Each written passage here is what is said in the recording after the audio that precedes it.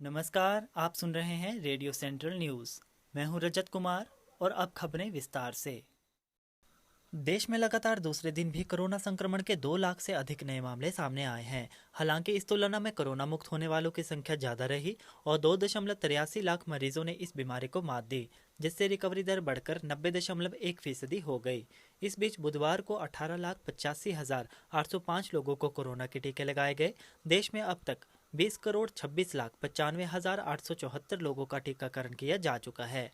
केंद्रीय स्वास्थ्य मंत्रालय की ओर से जारी आंकड़ों के अनुसार पिछले 24 घंटों में 2,11,298 नए मामले आने के साथ ही संक्रमितों का आंकड़ा बढ़कर 2,73,69,093 हो गया। इस अवधि में 2,83,135 मरीज स्वस्थ हुए हैं, जिसे मिलाकर देश में अब तक 2,46,33,951 लोग इस महामारी को मात दे चुके हैं। सक्रिय मामले 75,684 कम होकर 24,19,907 हो गए हैं। इस अवधि में 3,847 मरीज अपनी जिंदगी की जंग हार गए। इस बीमारी से मरने वालों की कुल संख्या बढ़कर 3,15,235 हो गई है। देश में सक्रिय मामलों की दर घटकर 8.84% रह गई है, जबकि मृत्यु दर अभी 1.15% है।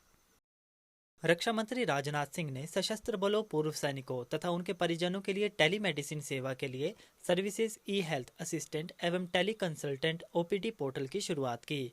सिंह ने गुरुवार को वीडियो कॉन्फ्रेंस के माध्यम से इस पोर्टल की शुरुआत की। यह पोर्टल सेवारत सशस्त्र बलों, कार्मिकों, पूर्व सैनिकों तथा उनके परिवारों को टेलीमेडिसिन सेवाएं प्रदान करेगा। वेबसाइट सेहत ओपीडी पर पंजीकरण कर इन सेवाओं का लाभ उठाया जा सकता है। यह उन्नत सुरक्षा सुविधाओं के साथ सेहत ओपीडी पोर्टल का अंतिम संस्करण है। इसका परीक्षण संस्करण पिछले वर्ष अगस्त में शुरू किया गया था। सैन्य सेवा के डॉक्टरों द्वारा बीटा संस्करण पर 6500 से अधिक चिकित्सा परामर्श पहले ही दिए जा चुके हैं। रक्षा मंत्री ने सेहत ओपीडी पोर्टल को नवाचार का एक बड़ा उदाहरण बताया, खासकर ऐसे समय में जब राष्ट्र कोविड-19 महामारी से लड़ रहा है। उन्होंने बताया कि इस पोर्टल से अस्पतालों का भार कम करने में मदद मिलेगी और मरीज आसान और प्रभावी तरीके से संपर्क रहित परामर्श प्राप्त कर सकेंगे। ट्वीट ने भाजपा नेता के ट्वीट में मैनिपुलेट मीडिया का टैग लगाने के जवाब में पुलिस द्वारा डराने धमकाने की रणनीति के इस्तेमाल पर चिंता जताते हुए कहा है कि वह भारत में कर्मचारियों की सुरक्षा और अभिव्यक्ति की स्वतंत्रता के लिए संभावित खतरे के बारे में चिंतित है। ट्विटर ने साथ ही कहा कि वह देश में अपनी सेवाएं जारी रखने के लिए भारत में लागू कानूनों का पालन करने की कोशिश करेगी।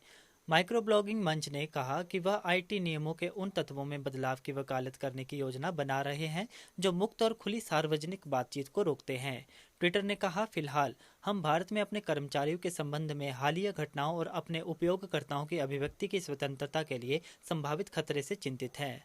ट्विटर के प्रवक्ता ने कहा, भारत और दुनिया भर में नागरिक समाज के कई लोगों के साथ ही हम पुलिस द्वारा धमकाने की रणनीति के इस्तेमाल से चिंतित हैं। ट्विटर ने कहा कि वह कानून के दायरे में रहकर पारदर्शिता के सिद्धांतों, हर आवाज को सशक्त बनाने और अभिव्यक्ति की स्वतंत्रता और गोपनीयता की रक्षा के लिए प्रतिबद्ध है। दिल्ली पुलिस के विशेष प्रकोष्ठ ने सोमवार को कथित कोविड टूलकिट के बारे में एक शिकायत की जांच के संबंध में ट्विटर इंडिया को नोटिस भेजा था। दिल्ली के लाडोसराय और गुरुग्राम में ट्विटर के दफ्तरों पर पुलिस के 2 दल भी पहुंचे थे। घरेलू शेयर बाजारों में मजबूत निवेश धारणा के बीच नेशनल स्टॉक एक्सचेंज का निफ्टी लगातार 5वें दिन चढ़ता हुआ नए शिखर पर बंद हुआ। बैंकिंग, आईटी और ऑटो क्षेत्र की कंपनियों की अगुवाई में निफ्टी 36.40 अंक यानी 0.24% की बढ़त के साथ 15,337.85 अंक पर बंद हुआ, जो इसका अब तक का उच्चतम स्तर है। इससे पहले 15 फरवरी को यह रिकॉर्ड 15,314.17 अंक पर बंद हुआ था। बीएसई का 30 शेयरों वाला संवेदी सूचकांक सेंसेक्स भी लगातार दूसरे दिन मजबूत हुआ और 97.70 अंक यानी 0.19% की बढ़त के साथ 51,115.22 अंक पर पहुंच गया, जो 10 मार्च के बाद का उच्चतम स्तर है। निफ्टी की कंपनियों में श्री सीमेंट का शेयर सबसे अधिक 4.12% उछला। भारतीय स्टेट बैंक में 3.13%, बजाज ऑटो में 2.22% और कोटक महिंद्रा में 2.8% की तेजी रही। मझौली और छोटी कंपनियों में निवेशकों ने ज्यादा विश्वास दिखाया। बीएसई का मिड कैप 0.54% चढ़कर 21,687.47 अंक और स्मॉल कैप 0.34% की बढ़त के साथ 23,591.49 अंक पर पहुंच गया। रेडियो सेंट्रल न्यूज़ की टीम देशवासियों से यही अपील करती है कि लॉकडाउन से ही कोरोना को रोका जा सकता है। आप घर के अंदर रहकर इस घातक वायरस से बच सकते हैं। जान है तो जहान है। आपका ये एक कदम आपकी जान के साथ साथ पूरे देश को कोरोना वायरस के इस तांडव से बचा सकता है। इसलिए घर पर रहें, सुरक्षित रहें।